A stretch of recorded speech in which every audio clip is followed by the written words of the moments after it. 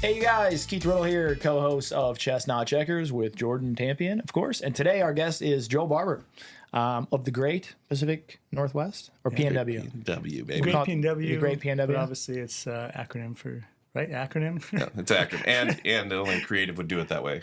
I would have just spelled it all out. He makes it look good. Yeah. He makes me want to be here. Yeah. Thanks for joining us. Yeah. Thank you. Thanks for having me. This is sweet.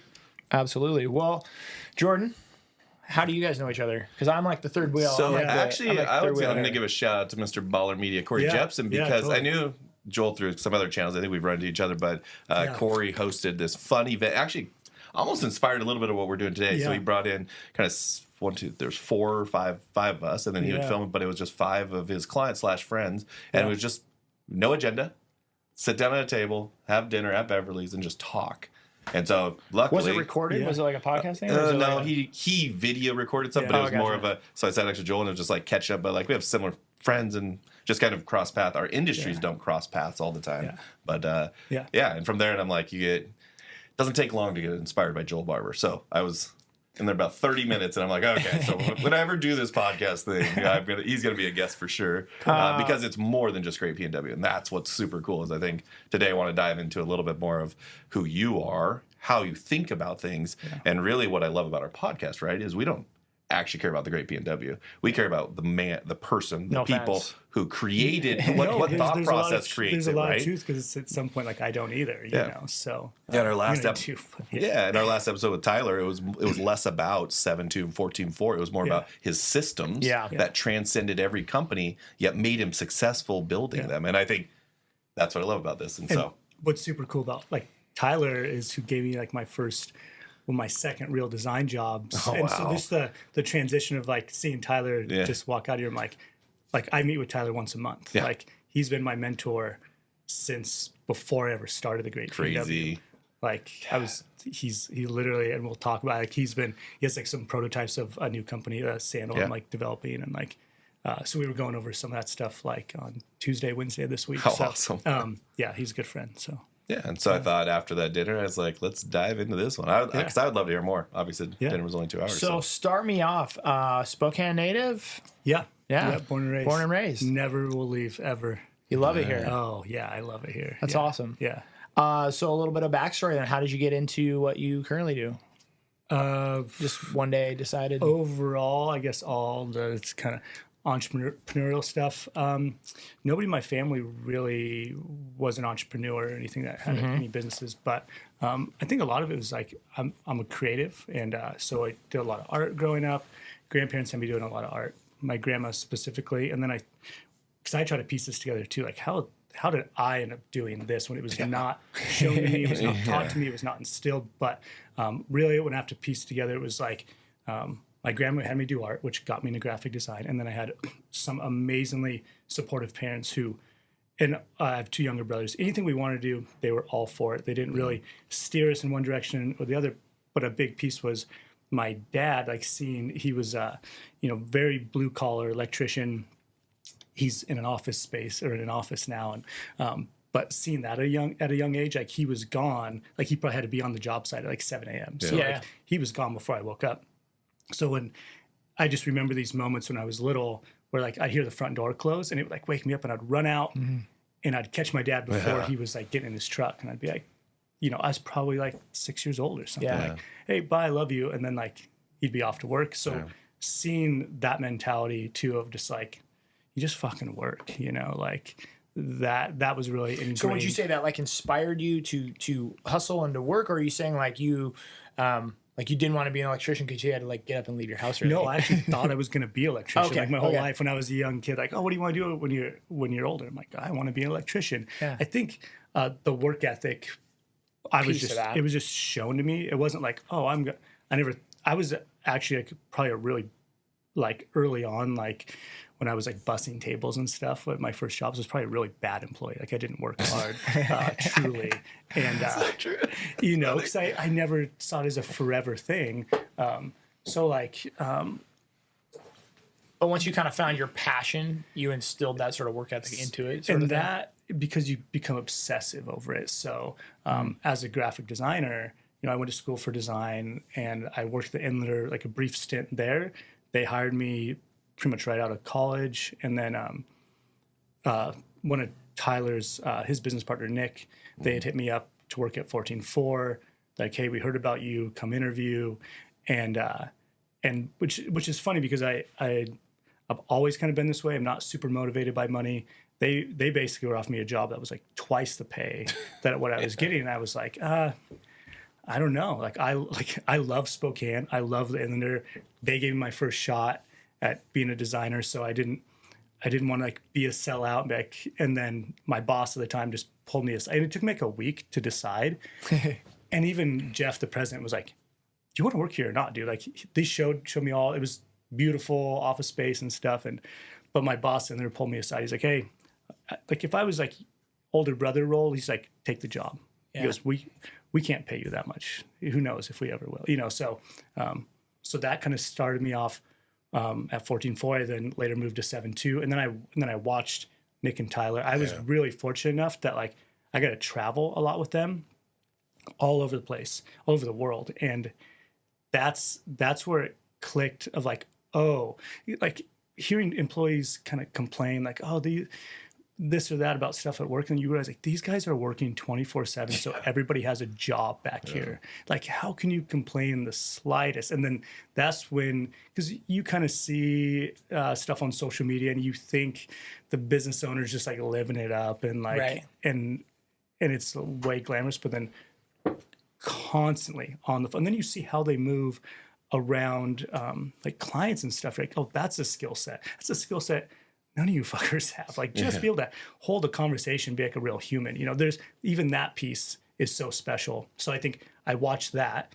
And then, so when I just was like, I think I want to start this clothing company. That was my first business as an adult. We had lots of little businesses growing up, but it was just like, oh, I watched Nick and Tyler.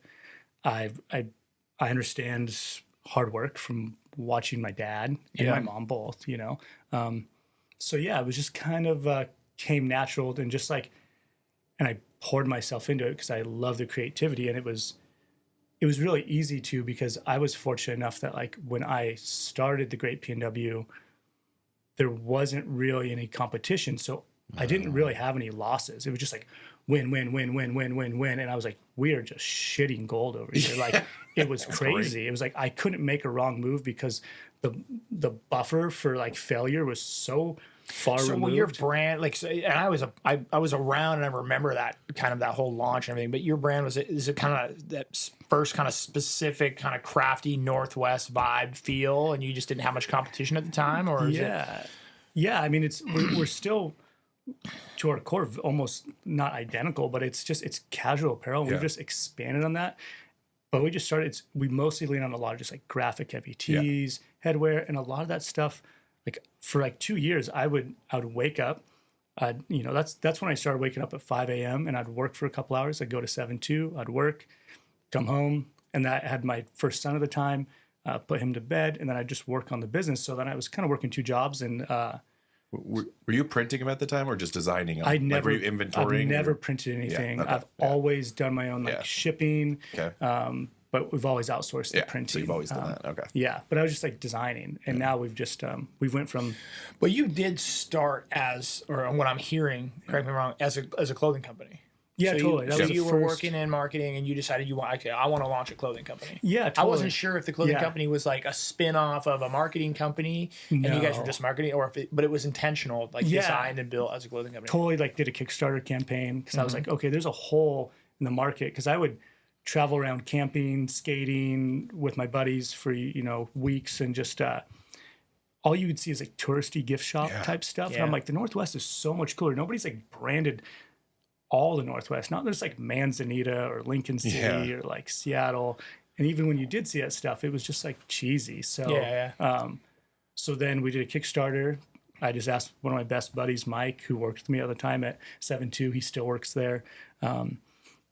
Hey, can you just film me talk to the camera? I'm gonna do this Kickstarter thing. And then he did that, and then just did that on the side, and slowly I was like, okay, I don't really know how that works, so I'm just gonna be honest. Like, I've heard the term, and I kind of get the concept, but how's the Kickstarter work? You basically say like, hey, I need $3,000 to launch a company. if you donate $100, you get 2 T-shirts, and it's basically seed money without equity. And it's not a loan. You don't pay it back. I'm gonna start one this afternoon. Yeah. I'm gonna be like, it's a little harder now because there's so many of them. Yeah. Like to stand out. But like, I bet when you launched, the Kickstarter was you probably will get just 3 of these coasters.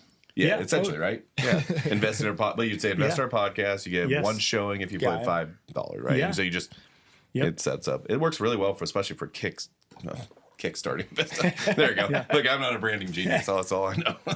But yeah, and I studied. I mean, that was one thing. Is I studied Kickstarters for months, and then I filmed mine over the course of months. And then when we launched, I mean, there was enough work that went into the Kickstarter. Like that was enough to like start the brand, and then then just kind of learned as I went there. And that even like first year, I had multiple people reach out like, hey, they saw it, like. And I don't know anything about raising money. Like, hey, can I give you? Do you need like $5,000, $10,000? And I'm like, no. Like, I don't even know what I'm doing. Like, if I take your money and I lose it, or if I make some big decision, I go, let me like mess up small, you know. So I never took anybody's money. Never. That's smart. Smart. Very smart.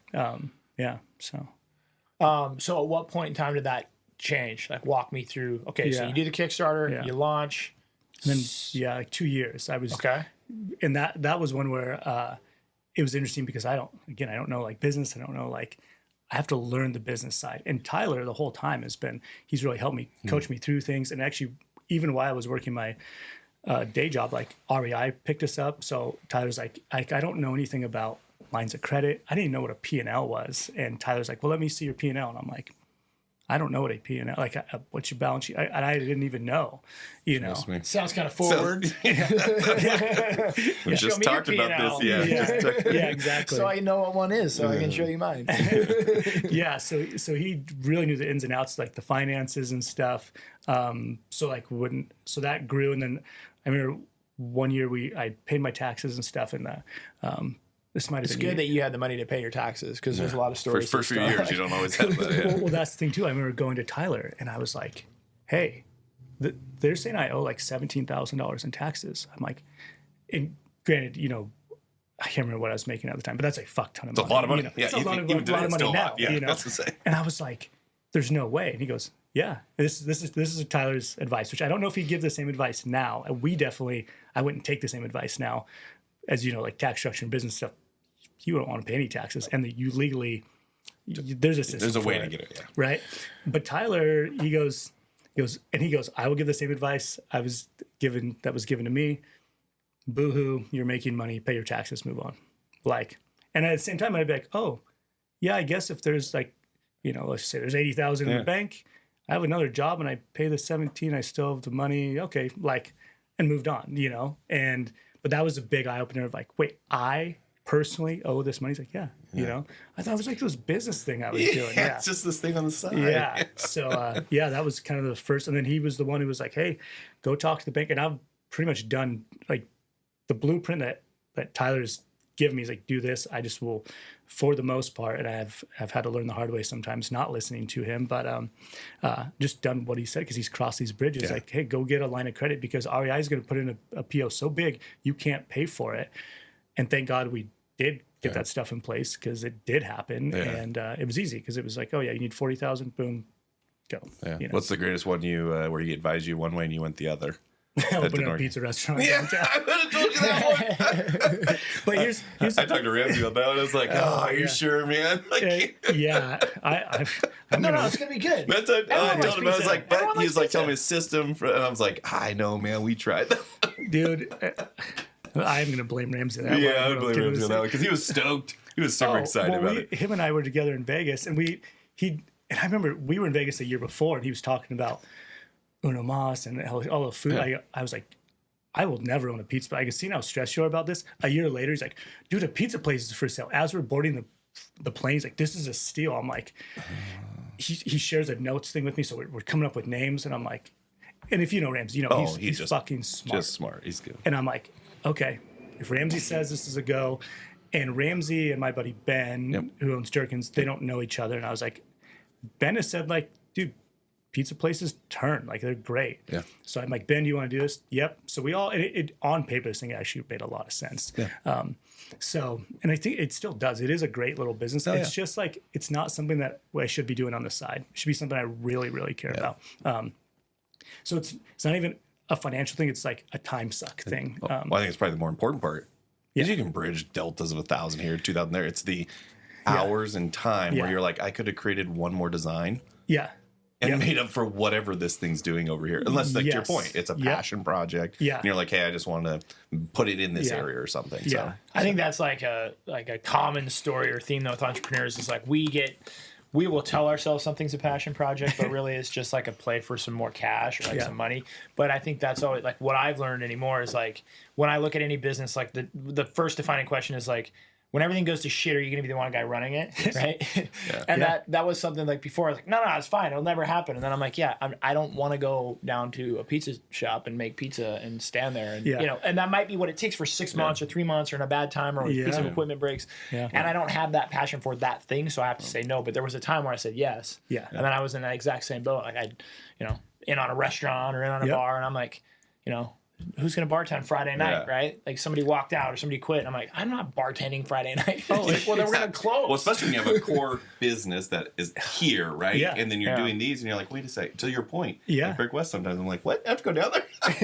That's right. And Ramsey and I are both just like, that's not our space, especially not mine. Ramsey is comfortable. He'll jump in and do it. That really, Ben understands that world really, really well. Yeah. But for me, I'm like, I just have to write the check to put somebody there. Like it doesn't make sense, especially like I have 5 kids. Like I need to be there. I need to write the check, and I'll just 5 kids. This whole another story. We should have started at the beginning. There's even more to this. So you don't look old enough to have 5 kids. Yeah, 38. How old are they? So 11, 9, 7, 2 years old, 6 months old. Dang, man. Congrats, dude. Yeah. That's awesome. So, no, you too. You too and your young kid. Well, I got a 3-year-old. I don't have 5. Yeah. I have a 3-year-old. I don't know. I think people say like after 3 it doesn't matter or something. I don't know if that's true or not. I'm pretty sure it still does. That people have less than 3 kids. Pretty sure it still does. Yeah. You just get more. It's just used to it. I was one of 7, and I remember thinking. I tell my parents now, I'm like, you were saints.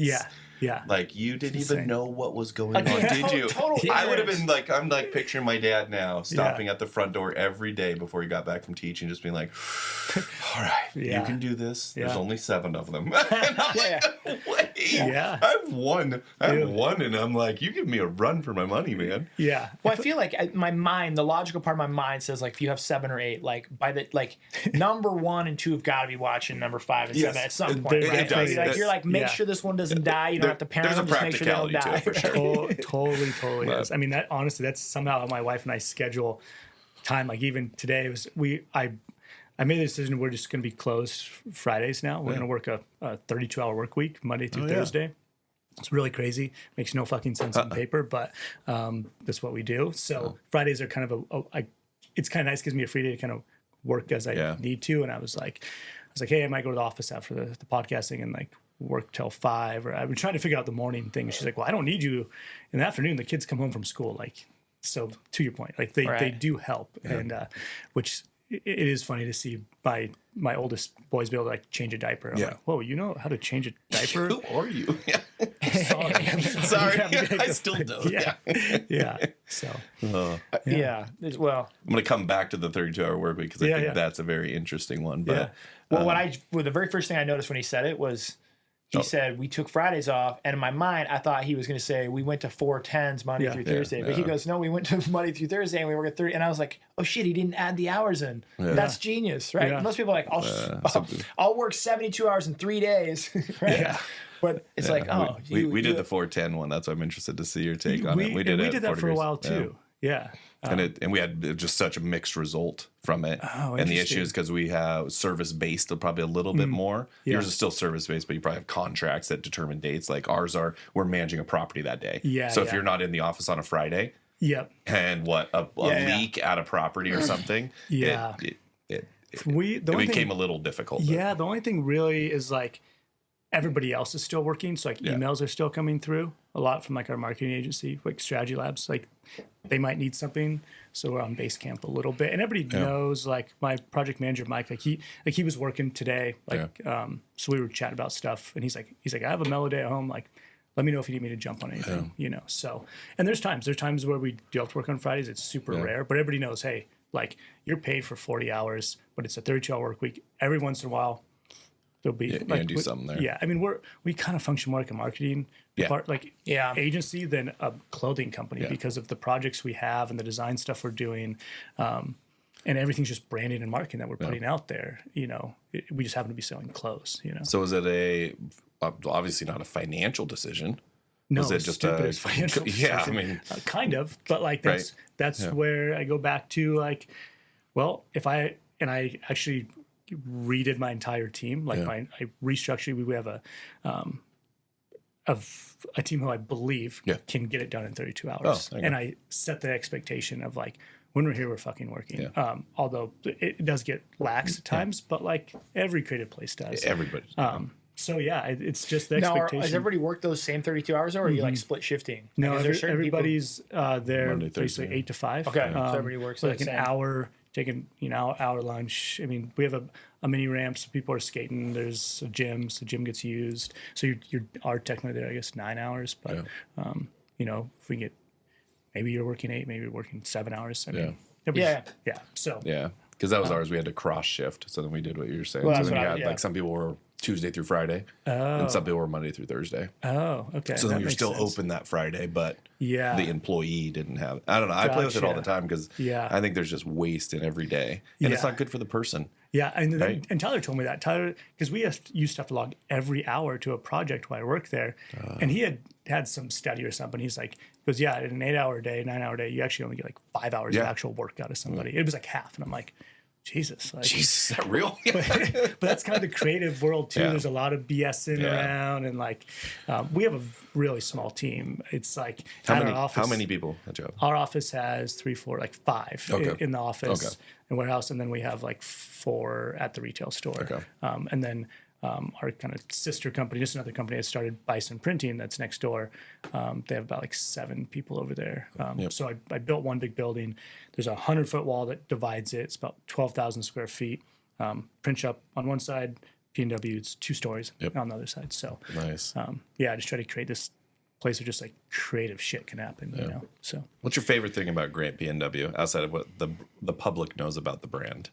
I think Most proud thing. There we go. Not favorite. Most proud thing about what you've built so far. yeah, I think the coolest part is like it's allowed me to be like a different person, you know? It's allowed me to function and learn about myself and show different values to my children that they may have never seen if they just saw dad take off to 9 to 5. You know, I think that's kind of the wildest thing is they ever since Davis has been born, he's only known as like dad the entrepreneur. They've always known dad has an office, dad is this. So it's like maybe that's maybe they expect that they want to go do something like that. You know, I mean, there's definitely times where I wish I was still working at Dutch Bros downtown, and all I had to do was make coffee and put a fucking smile on somebody's face. Because nothing gets you more stoked than getting your cup of coffee. I'd be so good at it. I'd be so my good God. at it. Trust me. And then once my shift is done, I'm out. Mine was a ski shop. I worked at Lulu's. Me Yeah, too. guys You went to remember Lulu's? I worked at Lulu's. Really? I worked downtown. I worked up north, and then when they closed that one, I went downtown. But yeah, I was a No tech guy though. I was down in the dungeon. I went down there. Yeah.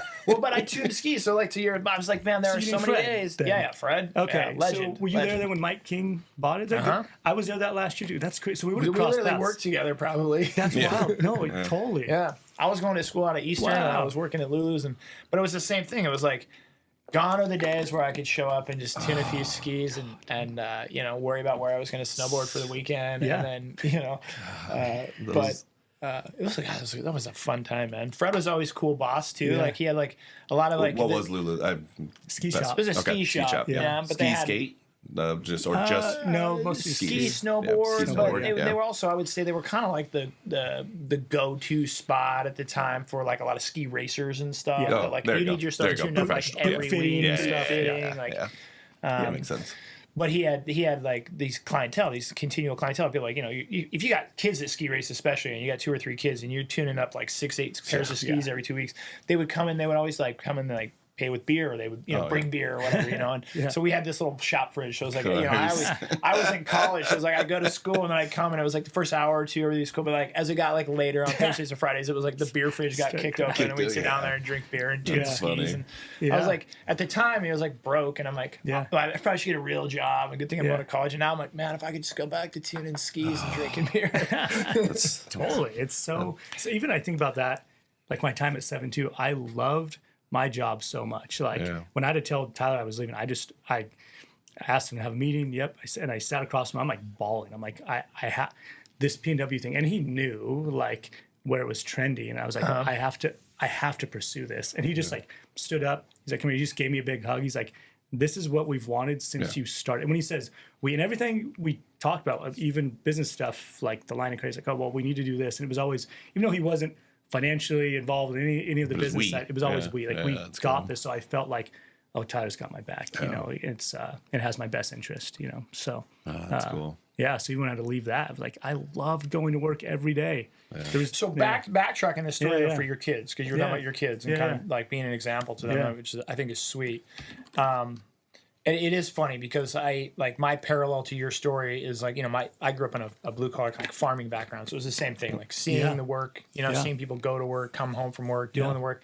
And then becoming an entrepreneur, I felt like my journey was a little different than maybe my kids, because I came from like blue collar roots, saw blue collar, never imagined, really didn't even think about entrepreneurship, ended up being an entrepreneur and having to kind of learn all these skill sets or enter this world without necessarily a background. But my kids don't know any different, right? Yeah. So like super cute, funny story. I got an 11-year-old and a 3-year-old. My 11-year-old's hip, but my 3-year-old, I always do every year. I do this big party for Thanksgiving. We call it Sinnergiving. Everybody comes and brings their families and kids.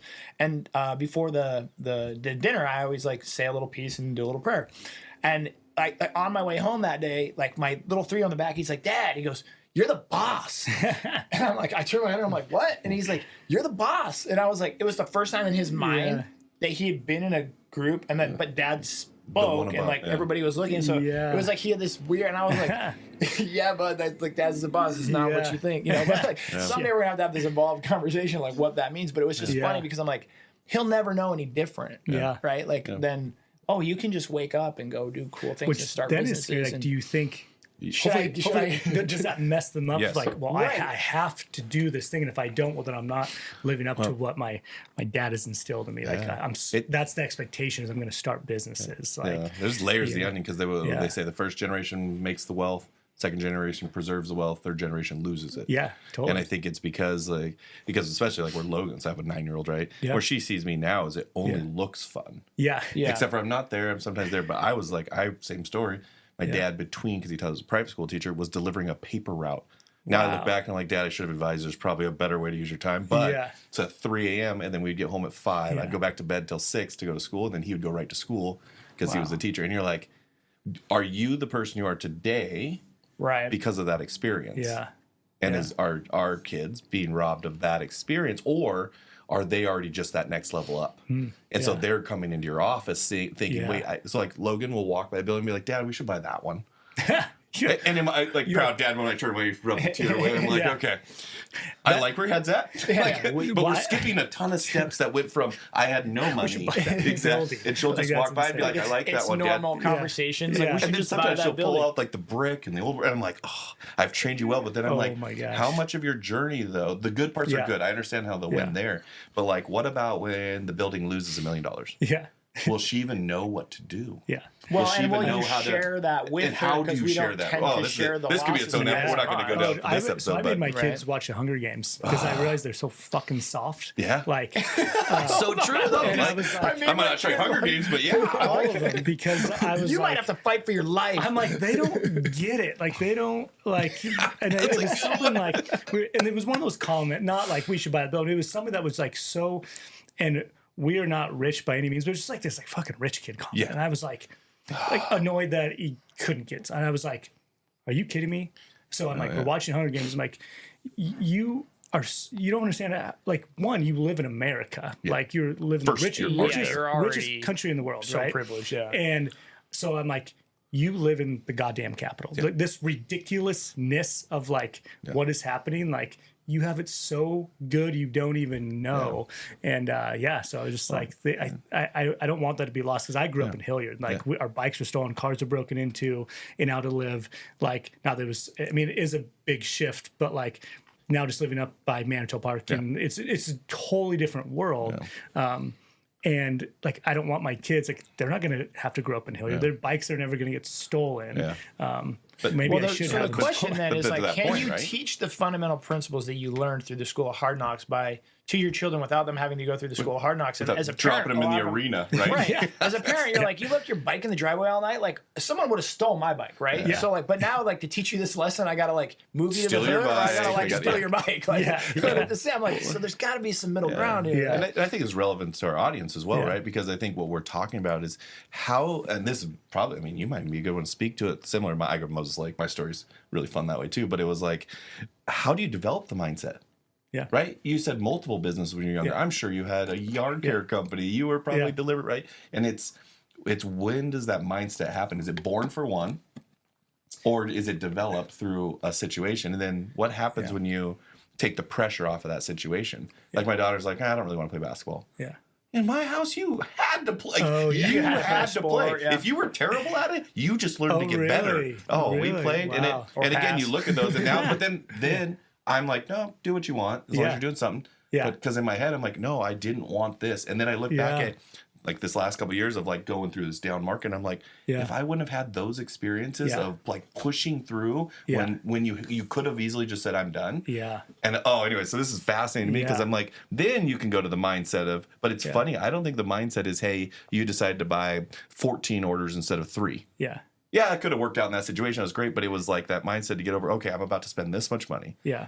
And that trigger. So it's super fascinating because I think upbringing, bias, and all those things play such a role despite. And I think you don't even know it sometimes. Like, that's why I love, like, so many of our, like, because we're building a clothing brand, right? So a lot of our staff they're skateboarders, snowboarders, because they're action sports. Like, I grew up racing motocross with my brothers. So, like, you don't understand, like, branding is ingrained. You're trained. You're going to you're getting schooled because those brands are so ingrained into the sports. It's not like football, basketball, you have like Nike, Adidas. Like, you really would be like, oh, I ride a Toy Machine skateboard because I identify with that brand. You understand on the marketing. And then, so now when I'm an adult, I'm like, I already know exactly what to do because I bought the magazines. I bought the skate mags. Like, I watched the videos. I bought the clothing. I was sold on like these brands, and I watched what they did. So I learned the whole time, and I didn't even know it. That's why they make great employees, especially like skateboarders, because like, you know, I really cut my teeth doing motion graphics and filming skateboarding and stuff. And like, you see, like, we'll go out and film all day, like for hours and hours and hours to get like 20 seconds of usable like skate footage. You know, you have to like love it. And so. Yeah, that passion. Interesting. Yeah, and I had a mentor of mine tell me a long time ago, we were talking about kids, and he said, the biggest piece of advice I can give you with raising kids, not is like make their life intentionally harder, which as a parent, we have to simulate some things or whatever, create some scenarios, but also steal their bikes. Exactly. Steal their bikes. Don't tell them, right? I'll give it back to him for Christmas.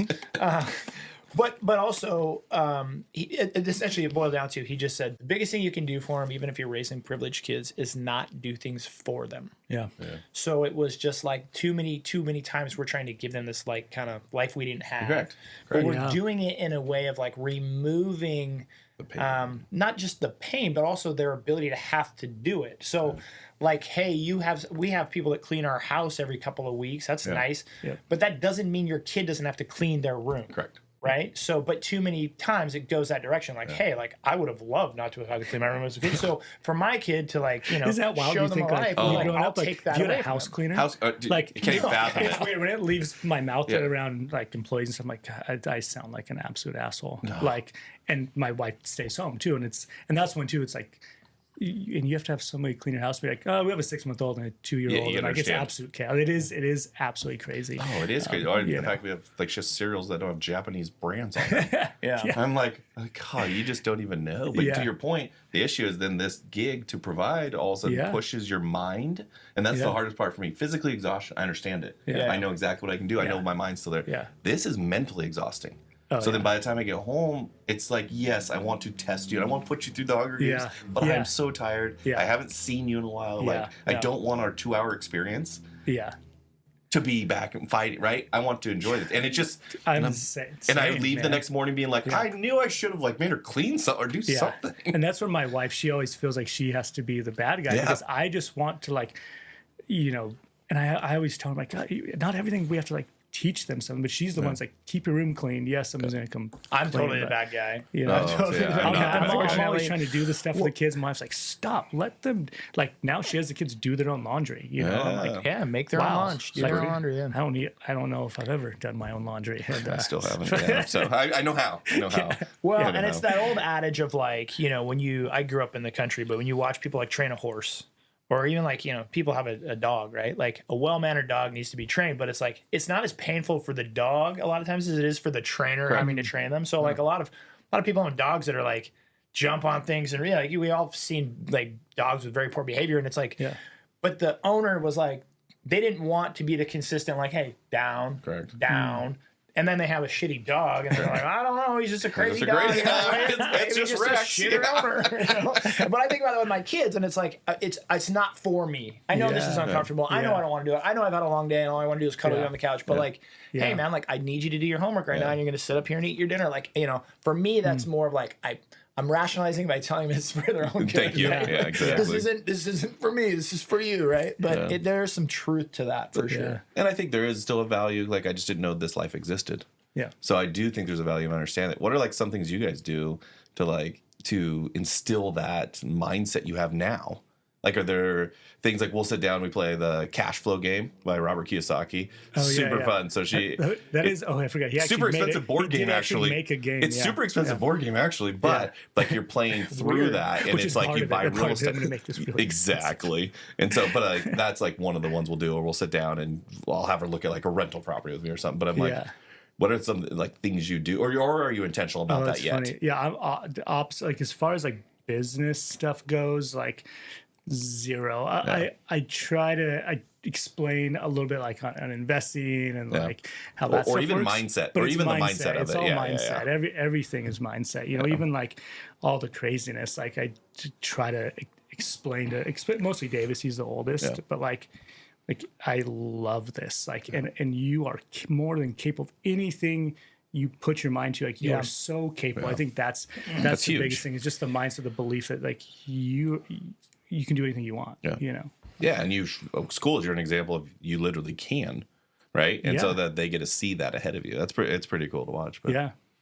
All right, I could do a whole thing on just this one part because I think everyone struggles with this. There's no way us three are the only three sitting here wondering how do we keep our kid from being an asshole, right? And being a good contributing person that learns without having to like.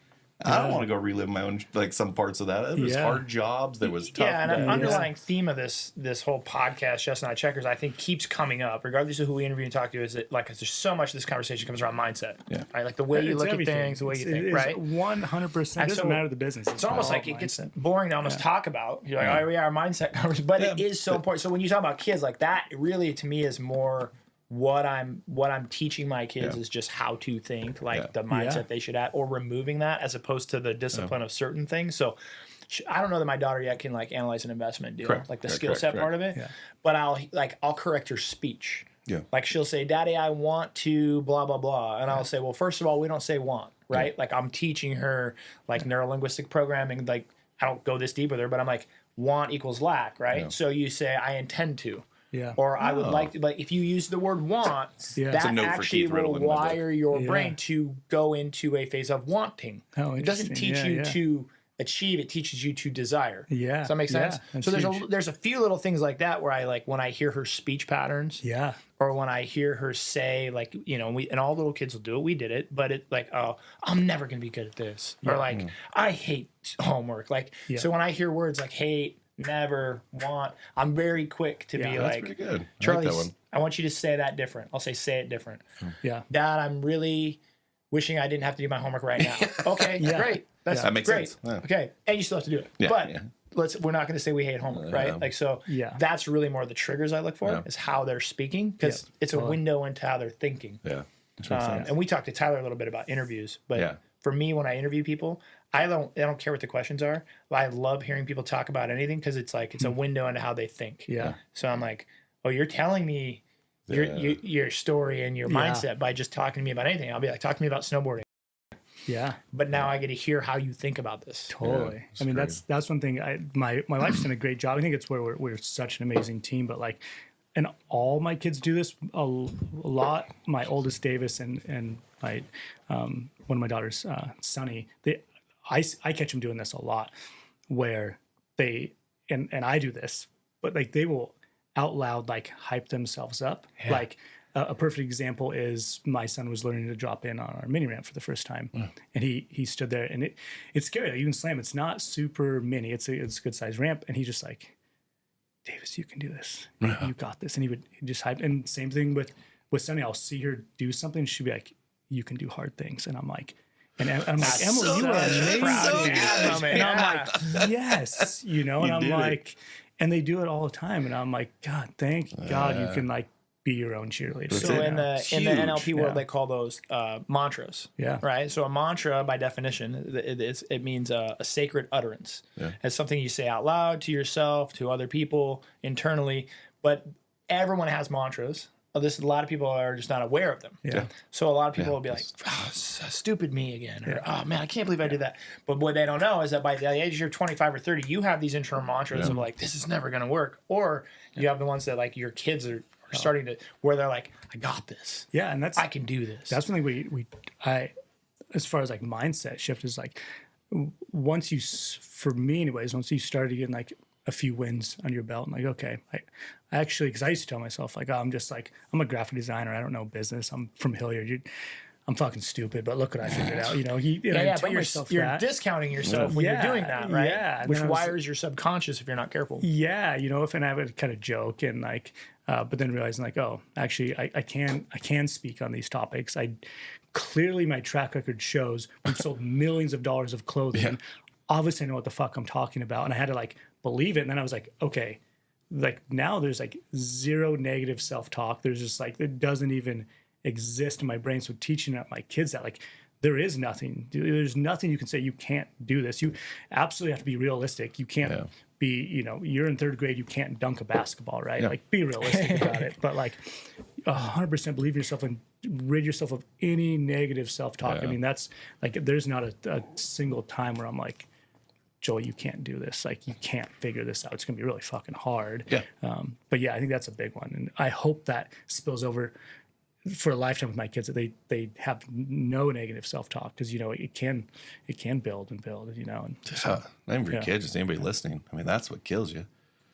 It's that again, it's like, you want to change your future, change your story, right? And I think that you change that story of like, well, I'm not just a dumb designer who doesn't, you don't have to say I'm the greatest thing that ever lived, but you can literally just change the narrative of like, I got this, I can figure this out. Especially having like just the confidence, which is hard because there's this balance of like, oh, that guy's fucking arrogant. Yeah. And you're like, could not, maybe, but like, maybe not, because look at the track record. Not. Like, started multiple multi-million-dollar companies in different verticals. Like, I'm not a fucking idiot.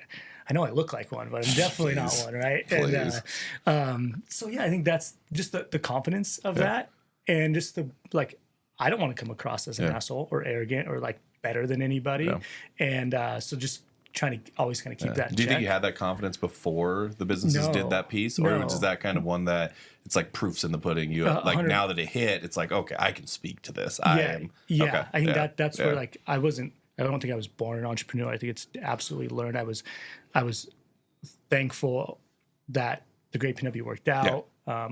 Would something else have started later on? Maybe, but like it's given me the confidence and also the ability, because if you have one successful business, you literally have the money to take risks to start other businesses, which I may not have ever had as just an employee, or it would be few and far between if I wanted to stack cash and take a risk like that on yourself on like a business. So like that's where you can take risks, and businesses can fail, and you're like, well, that sucks. And also changing the mindset of how you look at money. Like, you lose $100,000 straight up gone. My old mindset before I was an entrepreneur might be like, fuck, that's a brand new truck. I could have had a brand new truck. Yeah. But now it's like, fuck, all right, what things did I learn? What I learned, yeah. And because you can read about failures and you can read about losing $100,000 all day, but yeah, that would suck.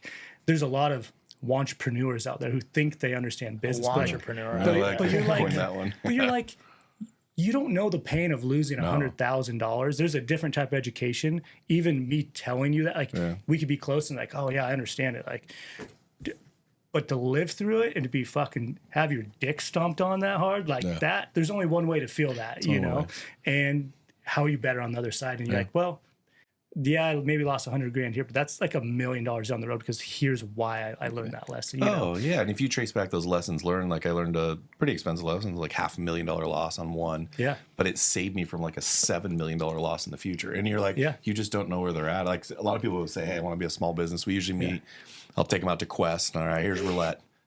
Go grab $100 out of the ATM. Pick one number on that thing. And you set it on there. And most people won't do it. I'm like, nope, don't do it. You just go work, be an entrepreneur, go work for somebody. And then the ones that put it down, how do you react when it's gone? And then I usually give them their $100. I give them $100 back. I'm like, this is the cheapest lesson you'll ever learn is what did your body do to this reaction? Because it's going to happen every day. And if your body shut down at the thought of it, you should go be a teacher. You should go be in a very fixed income situation. And it's you can't simulate it. You can't simulate it. Somebody has to literally take the money out of their ATM with no thought of repayment. Right? And then they have to go gamble it. They don't know I'm going to give them the 100 whether it goes or doesn't go, but it's like it's the best form I've ever had from any of them. That's really good. I mean, the whole thing with money, that's a lot of that is your upbringing too. How do you view money? But that is the hardest thing to snap. Even for somebody to change their mindset on that. Not that everybody has to be a successful entrepreneur, but I think you have to realize like it's all fucking fake. You know, I mean, we might as well be trading cookies. Like this system is just the most ridiculous game. It's such a game, and it means nothing. And I think once you realize like money doesn't equal things, you know, like and. You know, that mindset of realizing the fucking game we're playing, it literally means nothing, you know, and it's like just so hard because we have such great marketers like the Great PNW telling us we need the thing. And that's what's funny because it's like come holiday time, like, hey, you're trying to spend some money. I get to dangle this thing in front of you. I need a few more BOGOs from you, though. You know, and we take your money, and like that's part of like as an entrepreneur, our job is to make as absolute much money as we possibly can. And I think a big shift of that was like early on when I had a different view of money, when I had one business and I was like, okay, let's make as much money as we can. It's like, oh, well, I think I have to have a handful of things ahead of that. I want to make as much money as I can as long as employees are taken care of. Like not expensive employees, like they have 401ks, they have benefits, like make sure my family's taken care of, make sure I'm not missing any kids, anything. You know, one of my favorite quotes is by Ralph Waldo Edison is money often costs too much. It's like, what are we sacrificing for the sake of money? You know, if it's like missing a kid's thing or like not being there in the morning. Like there's so many days that I go to the office, I work and I come home. So I'm there when they wake up, we do breakfast, I get them off to school and I go back to the office, you know, so they don't miss me in the morning. It's way easier to stay there working. But like, if I stay there working, what the fuck am I doing? What are you doing it for? Yeah, you know? 100%. Yeah. All right. So everybody knows you. Let's pivot it back a little. But everybody knows for Great PNW. But you also have several other ones. What are some of the other companies that you want to talk about? And then kind of share how having the Great PNW helped you either feel more confident, build systems, or whatever, how it connected to those other entities. Yeah, I think all the businesses, they were never fully random except for like the Thunder Pie Pizza. That was one like, oh, this makes sense on paper. Like, let's do this. It's really sexy and cool. It's fun to be like, I own that restaurant down there. Let's go grab a drink like that. The sexiness wears off after a while. Fast, especially once you're just trying I'll just pay for the $6 beer. Yeah, exactly. But again, like that was it's been a lot of fun, and that thing's still going. Let's see, the second one I started, which was just literally these are just kind of out of necessity, based from the Great PNW, was commercial real estate. So developed our current building. Actually, I had to do a second build, which was wild to learn, building from the ground up, which which I feel like I never want to do again. I'd rather buy a building and renovate, which at the time, like I'm not used to spending, hundreds of thousands of dollars, but the numbers said, hey, you need to go. We were on Monroe. and I needed more space. Yeah. But it's like, oh, it's $300,000 to renovate. I'm like, no way, no. And then by the time we built our building, it's like over $1 million. Easily, and like easily, that was the first time numbers really like made me sick to my stomach. Is like when we did the addition on the building, now all of a sudden my loan was like over $1 million. I logged in my bank account. Let's see how much money's there. Oh shit! And I just saw that many zeros. It's always good, but then it's always offset. And then I just like was gutted. I'm like, oh okay. But then I had to just go back to like, the bank doesn't just fucking loan money as if like they know all the things we have going. So HHR Properties, which again, that was just, you have to set up LLCs. Yep. That's because of my dad and all his buddies and his brothers. They were the Hilliard Hellraisers. That's cool. And I thought, like, how fucking cool would it be for HHR Properties to own like commercial real estate? Like people from Hilliard aren't supposed to own real estate. That's cool. Right? I shouldn't say that, but with the, whatever. It's the socioeconomic impact of the area. Yeah. So I was like, that's cool. HHR Properties, and the one that I really love, which really allowed me to really connect with Spokane, is Bison Printing. Yeah. I absolutely love that business. Is so cool, and it does so much for local businesses that. And I know it's this isn't arrogant. We're so different than every other print shop, and I think what's cool is we bring so much to the table, from the employees we hire to all the resources we have, because we have the Great PNW right next door. So all the manufacturing, all the resources that like nobody else has, truly. So all those learnings, even from a design standpoint, we moved one of our designers from the Great PNW over to Bison, and like that business can do such cool stuff for other local businesses. Are you doing mostly local or mostly PNW, or are you also third party printing for anybody and everybody? It's like, maybe 15% of that business. Wow. It's like thousands of other companies. Like that's awesome. We do, tons of other local companies. That's cool. Tons of design, obviously printing. We do manufacturing. One thing that's really unique, which is funny because we actually did this out of necessity at the time for the Great PNW, is like just sewing a patch on a hat. Yeah. Like how many people can actually sew the patch on? Everybody else is heat pressing and stuff. So I love being able to jump in there when I can, but that's got a whole team that runs it. They do an amazing job. But it also, we tee up so much work because people want to do stuff with the Great PNW. Correct. Hoop Fest, we print a bunch of Hoop Fest stuff, Bloomsday, and it allows me to work and really be very local on that stuff, because everything we're going, it's kind of national. Like we ship all over the country from the Great PNW. So Bison Printing, I think it is just one of the cool. I mean, the brand's cool, the environment's cool. It's like, if you guys know printing, you go into a lot of these print shops, it's just like archaic and kind of just like, it's not cool. Like our place is just cool. So that's cool. So I love that business. And then we have Thunder Pie. And then we have Momentum Studios, which we're just opening up. I think we got the keys like yesterday. That's awesome. We just moved that business downtown, so that's a video. Where's that one at downtown? I think it's on Riverside, right next to like Lucky Leaf and the Fox Theater over there. Oh yeah, right in there. Right in my neck of the woods. Yeah. Totally. So we're building a studio right over there. That's video, motion graphic stuff. That's a lot of like national clients, but we do local stuff too. And then Momentum House, which actually I started first. That's like business consulting, public speaking stuff.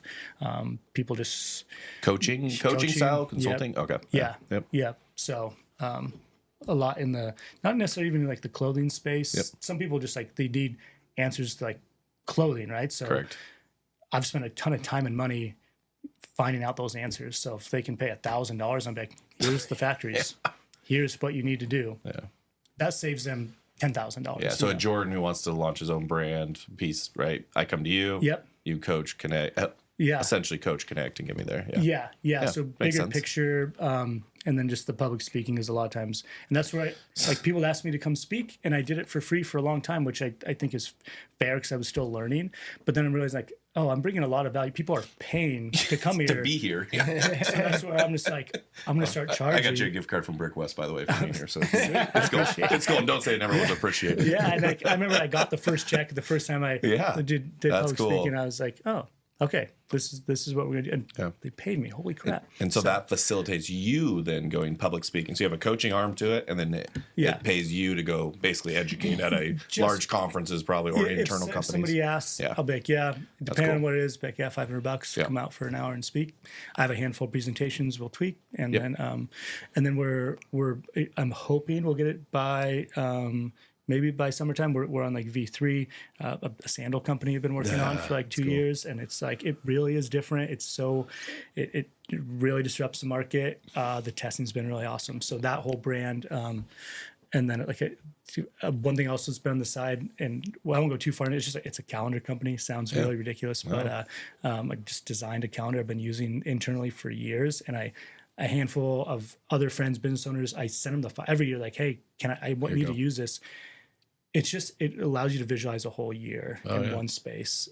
Very, very analog. That's cool. In a world that's like constantly digital. So I love it. Which one are you most excited about? The Great PNW, always. I mean, I love it. It's where I'm filled. It's where I give most of my time. It's where the biggest team is. It's where, the Great PNW, I get to really steer and do really fun stuff with. Bison, I'm not as hands-on with, but they kind of go hand in hand. But every day I'm there at the Great PNW. So that's what I like the most. So, yeah.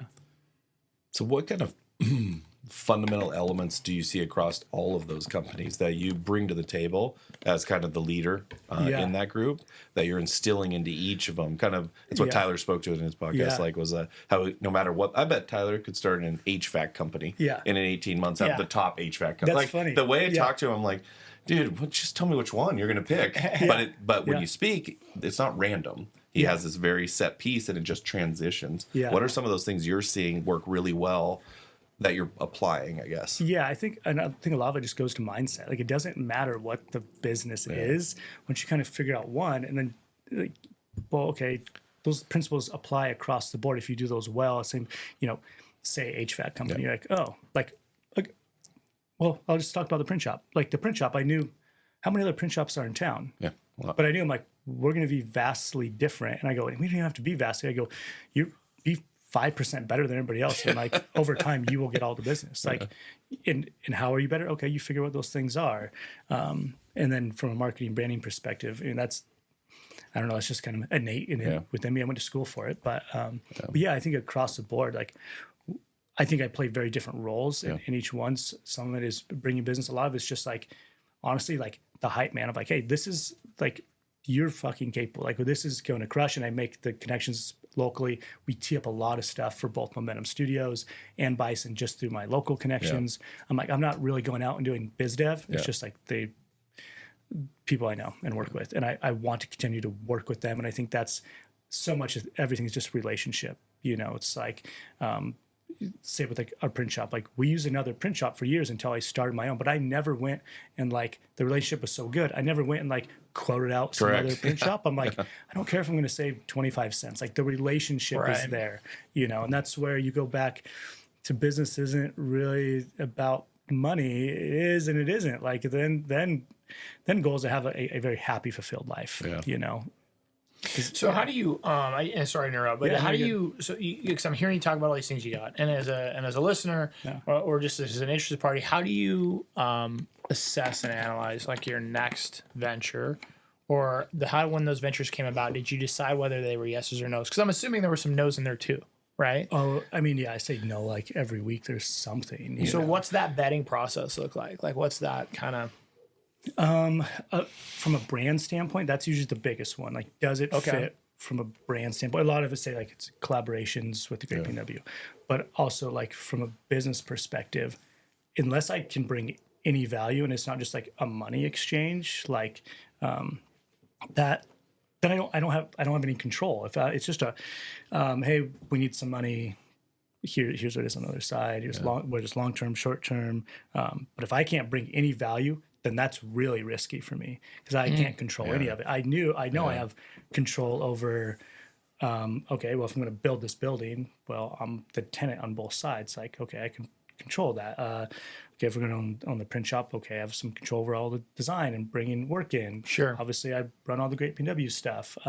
So if I have like extremely hands off, I mean, that's kind of it. So even the pizza restaurant, I knew, I'm like, oh, I understand marketing and branding. I would love to do this. So I have some level of control, Yeah. So that's kind of it. I don't really go out and seek any like, oh, where am I going to invest my money next? Because like, I don't really fucking care about money overly, I mean, to some extent. Well, and I also hear you kind of drawing a line between like an investment and a business, right? Like, so if I'm just going to put my money to work for something, and not having any control over it or effect on it, that's an investment. That's just that's me trying to turn $5,000 into $10,000. Totally. That's an investment. Yeah. A business though is like I'm going to put $5,000 in this business. Yeah. But I'm going to say no to businesses that maybe I can't move the needle. Yeah, totally. Yeah. But if I feel like I can get in and move the needle, then that might be a potential yes. For yeah, totally. And so yeah, you're correct. Yeah, because I mean, it sounds super vertically integrated, right? It's almost like, hey, doing so well, I need a print shop. Yep. Print shop makes sense. Plug it in. Totally. All right, print shop and this. That's pretty unique because somebody starting a company is going to want to know about both those. Oh, let's coach on that. Exactly. Oh, that makes a ton of sense. You're coaching on that, right? The building obviously makes a ton of sense because you're there. Like, am I going to go, like what I was going to pay for rent, when I was on Monroe, I can own the building for, so yeah, which makes a ton of sense, right? Which is great. And you get more space. Yeah, I got twice the square footage, same price. I own the thing. Well, the bank owns the thing currently. No, you own it. It's a lien. You gotta remember that. Actually, I was texting my buddy. I'm like, let's get this man an appraisal just so you can see it's worth 2, but he owes 1. Like, anyways, I mean, that's on me. That's on me, Joel. And that's a piece that like I didn't realize as far as like, oh, what's something that I did? I mean, just kind of out of necessity or blindly, I'm like, oh, buying that piece of property, and even the way. So I think we bought the property for like $160,000, and which is so funny. And this is like 2016. I'm like, oh wow, nice, you caught it first. Yeah, it was just a great situation. But I didn't even realize like I just got to do this I'm just doing this for the Great PNW. Yeah. But I'm like, oh. Like you probably know Jim Orcutt. Oh yeah, Jim's great. I fucking love that guy, dude. He's the best. That's what I like think about myself as like when I'm older. I'm like, I just want to be like Jim. Like he's just like smooth, just like cool. He is smooth. Yeah, that's a good word choice for him too. Yeah. So he was the one who told me, he's like, I started buying real estate when I was about your age. Yeah. He's like, it's not get rich quick. He's like, but it is get rich for sure. Yeah. Sure enough, that dude owns up and down everything. Monroe. Yeah, and Monroe, Garland. He's who we ran into in Daba. I know Jim. He owns some stuff in Garland too. And, he didn't recognize me without my long hair. Though. No, you need your long hair. It's pretty signature for you though. I had to do a double take. What resonates with me in this story though is the same thing, and we've talked a little bit about it, but. Sometimes we look at success and we look at successful people and we go, it was like this plan the whole time. Yeah. And you're like, man, he just masterminded this thing and good for him. And I'm not that smart or whatever we tell ourselves.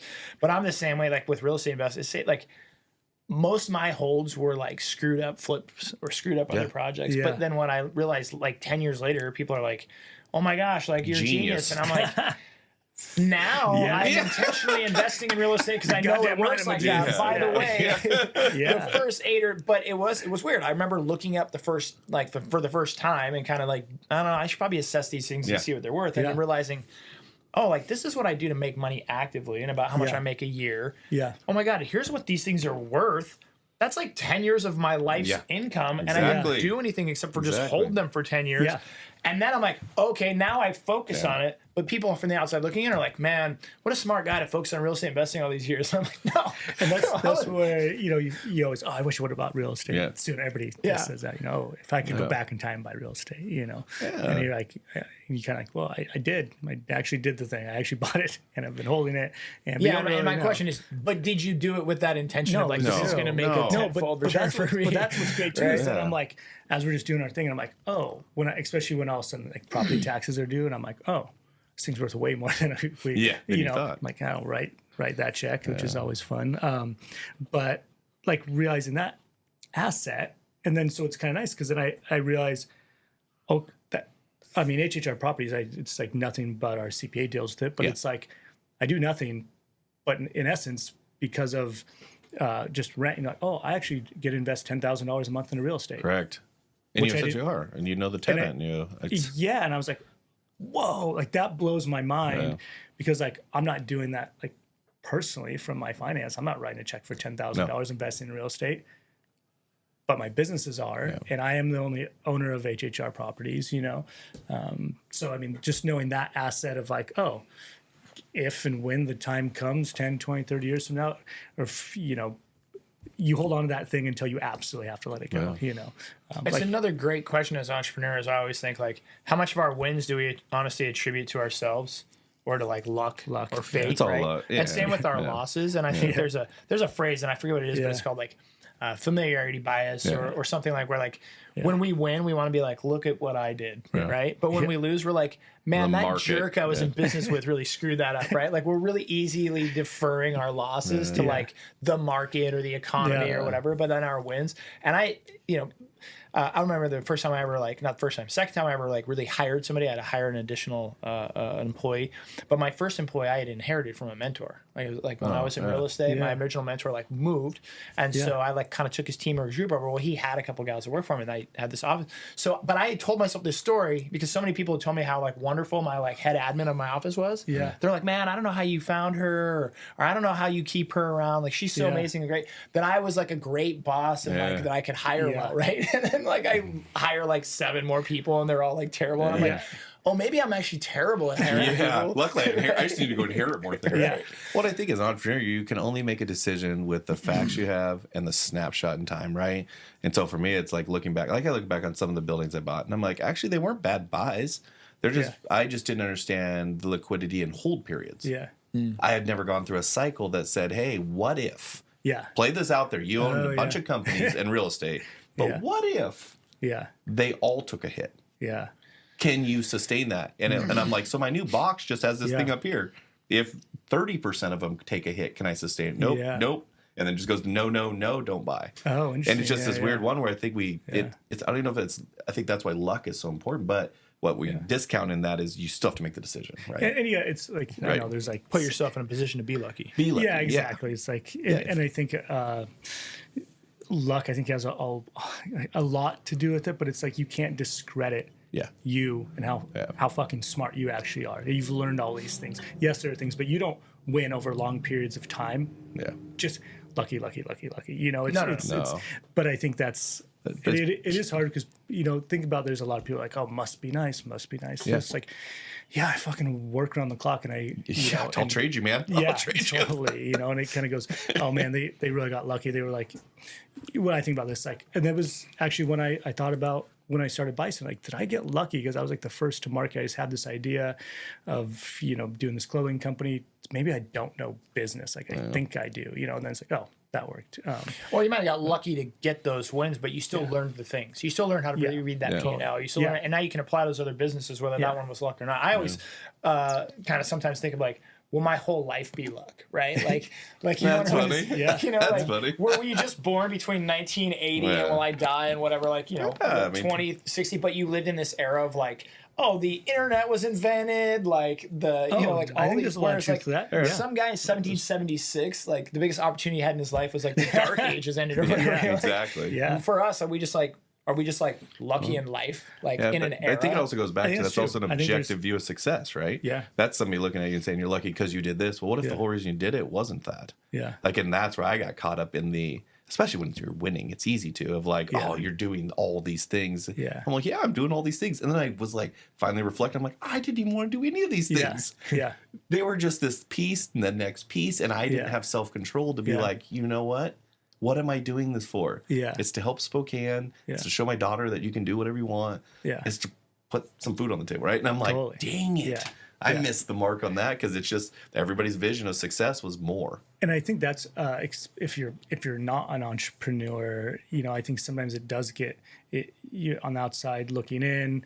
It does seem very at least not that I overly had this view of entrepreneurs, but maybe a lot of vain pursuits, the nice cars, the trips, and all these things, and then but that's actually not it for most business owners that I know. It's it's not that. It's well, you've made the means for yourself. Would you rather fly first class or economy? It's not vain of flying first class.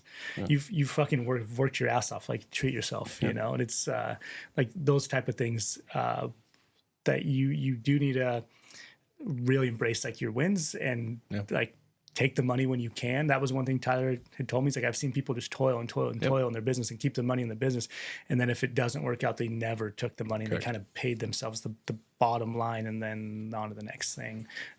So take the extra money. You've earned it, kind of a thing. Yeah, I think I'm hearing from both you guys are getting at is there's this balance, right? Of as an entrepreneur, it's kind of maybe some of us become entrepreneurs and grow into it because we have this like chip on our shoulder. Like we come up from blue, we're like, you're like, so I want to be an entrepreneur. I want to be I'm my own boss, entitled make to my this own piece. thing. I worked this hard. But if you're not careful, it'll like jade you, right? Like then other people look at you and you're like, well, you don't know how hard I work. You don't know, so it's like this.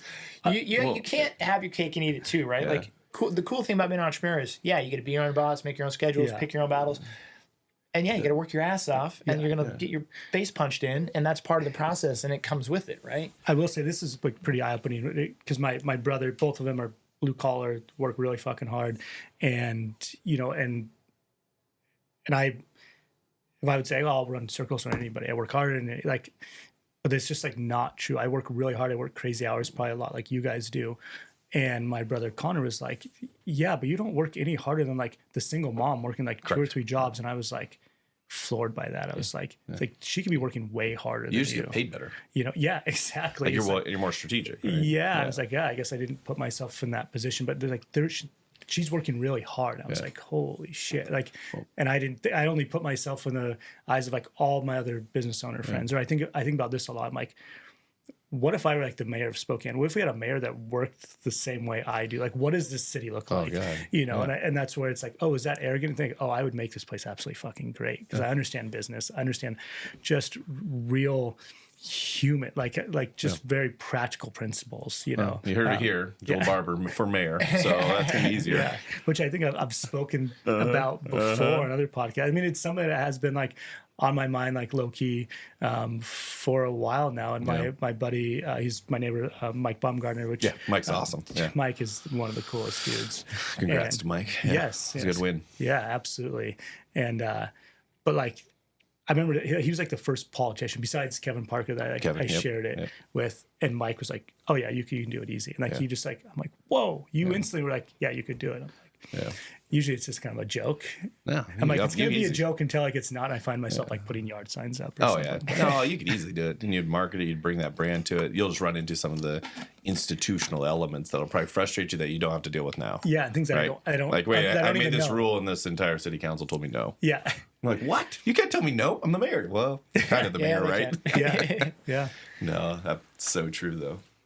Well, and not to get in the political aspect of it, there's so many the variables that come into the political game where you're right. Like, it'd be great to have like an entrepreneur or these kind of leadership people that get in there, but would the system itself hamstring them to where like all of a sudden now, if Joel could go be Joel, he'd be super effective. But Joel can't be Joel in that role because of all these like strings attached. And so now all of a sudden, Joel's just another asshole politician who couldn't get anything done, right? Yeah. But we're blaming the guy instead of the institution. I think there's definitely a broken aspect of American politics that are it's thwarting people's efforts as well as probably deterring people like us from even getting in. Like I said, I'm like, well, resistance is futile, so to speak, in so many regards. I'll just stay running businesses and figuring out. Like, I know there's a system in place, but like even though you want to go change it, you're like, we're going back to you're moving the needle, right? Like in the entrepreneurial world, I know I can move this needle, and I know how to move this needle. In the political world, I'm like, I don't like going in and working the same way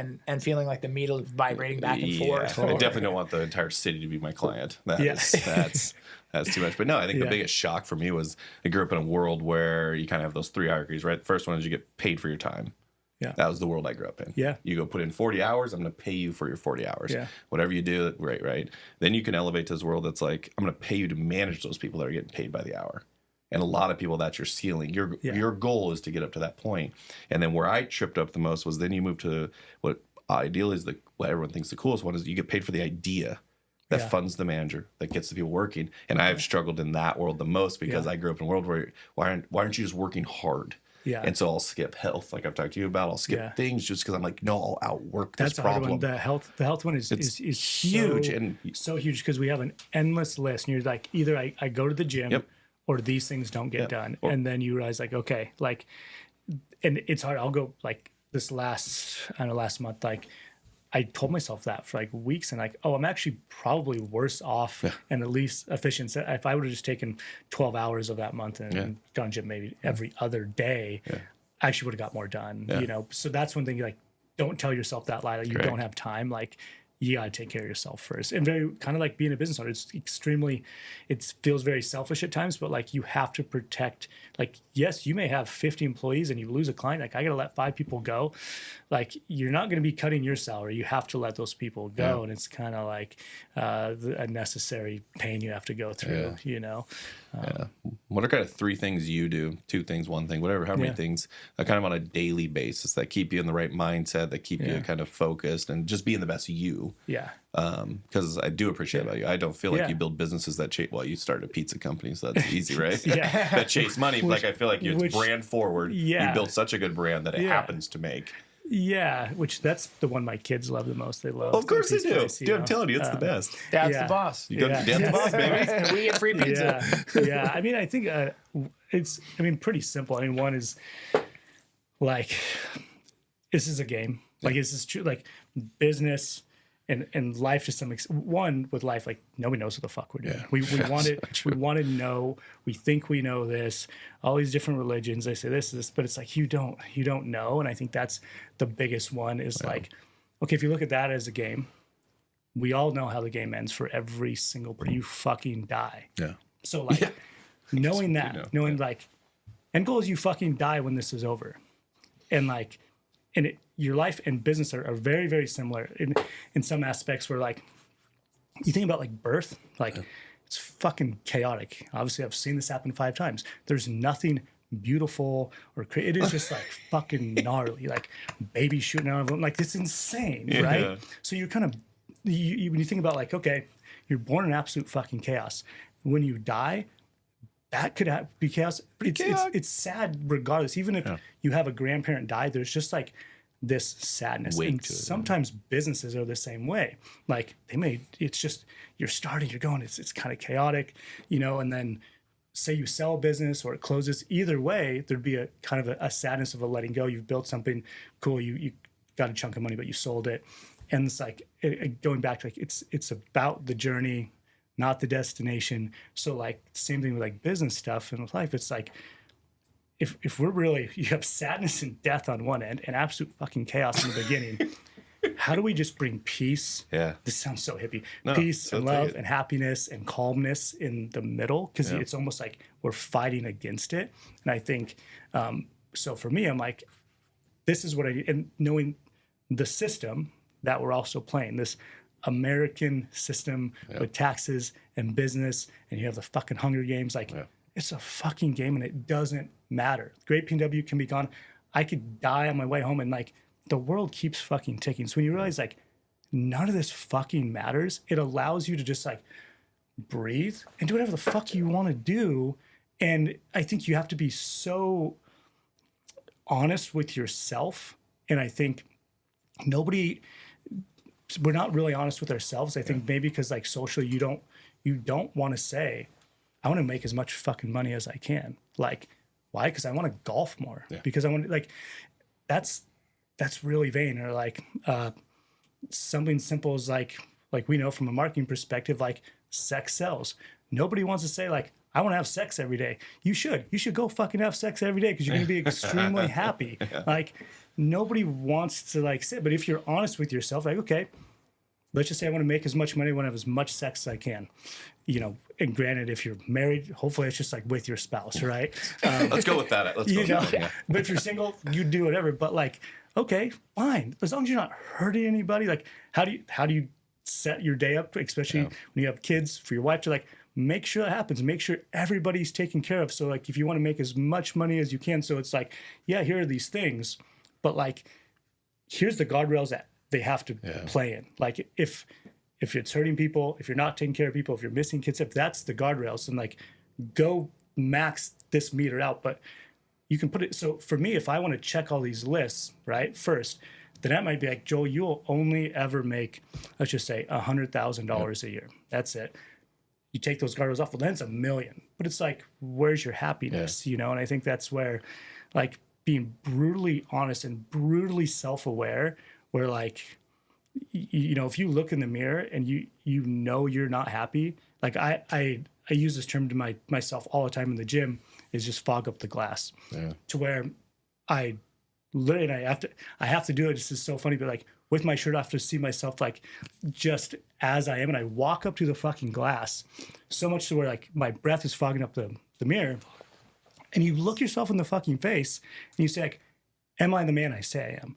Am I showing up for the people around me? Because I'm going to say, oh yeah, Joel's there for employees, or like somebody needs, I'm not going to say, oh, anybody needs money. Yeah, I'll give you loan. But like, do you take care of the people around you? Are you there for your kids? Are you there for your wife? Are you there for your family?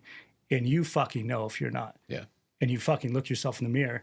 And if you know something has to change, say you're like, yeah, I am probably drinking a little bit too much, or like whatever, or I hurt somebody, like, or I'm holding on to a lot of fucking hate towards this person. Like, go fucking fix it, because like that will hold you back. So I think that's where you have to be brutally honest. So that's every day. Like I truly try to be so fucking brutally honest and not lie to myself, because you can lie to yourself. You're a salesman, right? You could create that. I'm a salesman. I know I can lie to myself. Selling yourself is an easy game. I still think I can run a mile. What I'm hearing you saying, what's so funny is like our last podcast with Tyler, like there was an aspect of that, but like it's like self-awareness. Like being honest with yourself, but also being self-aware, taking that time to be self-aware, because otherwise we can always kind of, like you said, put these things at the back.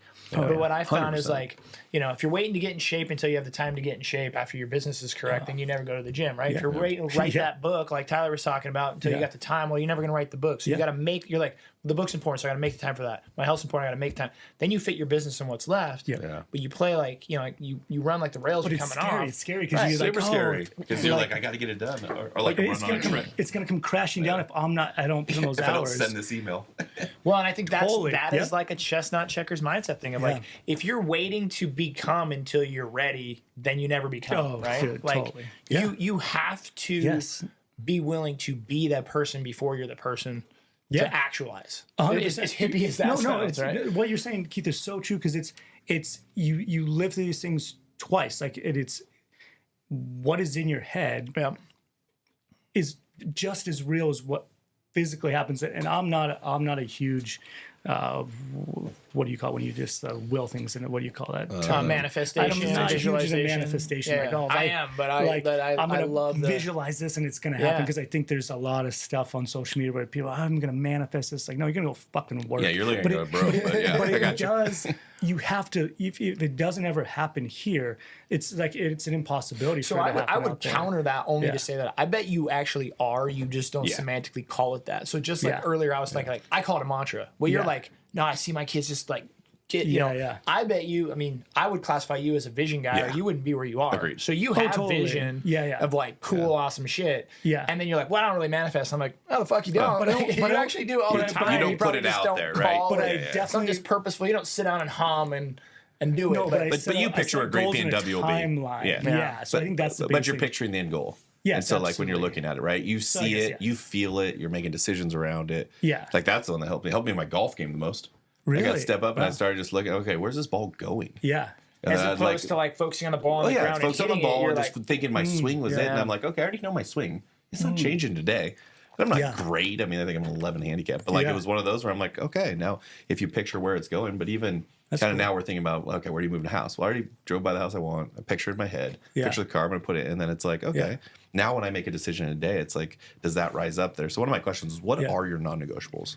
Like if you want to share them, you don't have to share them, but like kind of that list where you're like, okay, I'm going to add those and I'm going to build my schedule or my thing around this. Yeah, on a daily basis. Yeah, or weekly or monthly, just something where they're the pillars or the rock or something like call them. So my non-negotiables, they change almost within the quarter, kind of from a business perspective. Or even a personal, right? Yeah, from a personal side, it's like I was saying earlier, like making sure my family is happy and taken care of, and I'm available. And if that's not happening, that's them. You can take the call. Which actually is my wife. So, and I have 2 sick kids. Yeah. Oh, I think she realized that that I'm. Oh, you're good. She started still talking. Funny. So no, it's no big deal. I mean, non-negotiable is like constantly checking in with Emily and letting her also be like brutally honest with she's really good at like, I'm going to take care of everything. Joel doesn't need to stress about stuff for the house. From like, I mean, I can tell the type of day my wife has had when I like approach the door and like her keys are still in the door and like oh, you've had your hands full. And I can pick stuff up for 30-40 minutes and kind of reset the house, but yeah, I think that's the biggest one, is making sure the people around me know I'm fully available. I mean, especially, I'm sure you guys get this, where like friends, they see you or they text you like, "Hey, I know you're busy," and it's like, no, I'm not busy, not too busy for you. Like, you are what matters. Like, you are a close friend, you are a family. Like, yeah, I'm always fucking busy, but like, not for you. I'd never want, and that's one of those things. Like, I'm sure you guys have, like, you have to keep your circle really tight. You don't let people take your time. I mean, that's a big one. Like, friend of a friend of, like, you want to go, no, I'm not going to grab coffee with you. Here's my email address, but yeah, really protecting my time. I mean, as you guys know, your time is, you will never, ever, you will not get it back. And we're just all marching on to the same thing. You're going to fucking die. So like, and you don't know when, and we're absolutely obsessed with it. You got to think about, like, when you hear somebody, oh, so-and-so died, how? You want to know how? We're absolutely obsessed with it, So, I mean, in that type of, it's like, protecting my time is like number one. So like, I hired a project manager, Mike, and I said, look, your job is to, like, protect my time so I can, like, I just want to design again. I just need to design. I go, that's going to be a lot of random stuff. And Mike he's an absolute animal. He tackles all these amazing things for me. And he just doesn't matter, like, what it is, because he knows, like, if I'm changing a light bulb or something at Thunder Pie, then I don't get a design. Correct. And which means the business isn't thriving the way it should, and I'm not thriving, So, super cool. Yeah. So I don't know. As far as, like, non-negotiable, the biggest one is just, like, really protecting my time and protecting family. my time with my family, and making sure everybody's happy and taken care of. And that doesn't always happen. Like, sometimes my wife's like, no, I'm actually really, really sad right now because of, like, all this stuff is happening. And I'm like, how did I not? Because she just, like, masks it with all the things we have going on. Because she knows you're busy. Yeah. Right? And I'm like, and that's where I'm like, money often costs too much. And it's like, and this is what it is.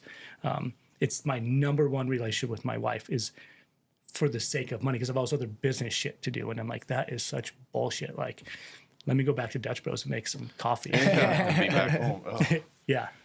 Well, let's hope you don't do that, because we like your businesses. So. But obviously, thank you so much for taking your time today. The stories are inspiring, man. I feel like, man. But thanks so much. It's great to meet you, Joel. And, good to meet you. Look forward to watching your businesses kick butt here in Spokane and learn more about them. As always. Yeah, thank you guys. Thanks, Joel. Yeah.